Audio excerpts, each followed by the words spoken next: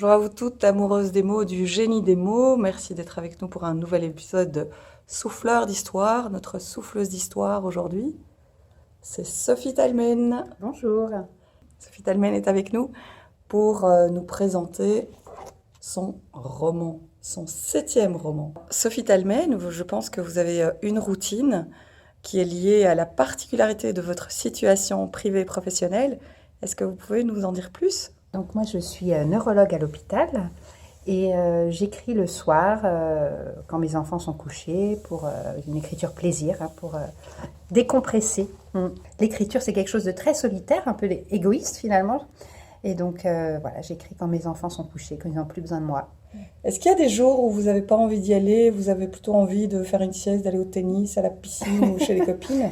Bah oui, moi je dis souvent même à mes patients, à mes enfants, à tout le monde qu'on n'est pas des robots et qu'il y a des jours où on est plus fatigué, où on a moins le moral et voilà, faut pas s'acharner. L'inspiration elle viendra sûrement pas ces soirs-là, donc je fais autre chose. Alors, Sophie Talmen, est-ce que ça vous arrive dans votre aventure d'écrivaine d'avoir des doutes, de douter de votre qualité d'écriture, de votre plume, Comment vous fonctionnez ? Est-ce que vous avez parfois des pannes d'inspiration ? Alors j'ai rarement des pannes d'inspiration, j'ai cette chance puisque mon métier de neurologue elle nourrit mon écriture, elle me donne plein d'idées pour raconter des histoires. Par contre, d'avoir des doutes, il faut en avoir. Quelqu'un qui n'a pas de doute, c'est inquiétant pour moi. Il faut toujours se remettre en question, il faut rester humble, les pieds sur terre. Autrement, je pense qu'on n'écrit pas des histoires qui parleront aux gens. Il faut que mes lecteurs s'identifient aussi aux personnages, ont l'impression qu'ils peuvent aussi appartenir à l'histoire, qu'ils peuvent rencontrer mes personnages au coin de la rue. Et mes personnages doutent en permanence. Moi aussi, je doute, oui. Sophie Talmen, dans votre dernier roman, Des matins heureux, paru aux éditions Albin Michel, vous nous parlez de la résilience. Qu'est-ce que c'est pour vous la résilience ?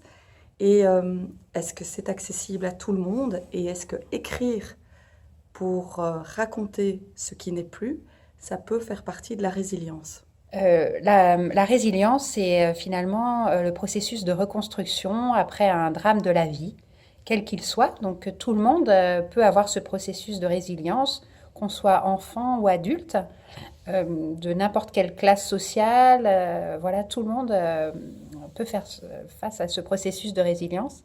Et moi, c'est vrai que c'est un sujet qui me tient à cœur, puisque dans mon métier de médecin, je le côtoie en permanence.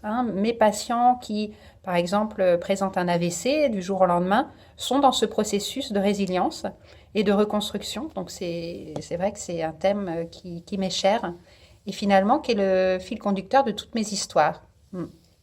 L'écriture peut aider à aller mieux, c'est sûr, à mettre sur papier certaines... de prendre du recul sur sa vie aussi. Et mettre sur papier les émotions.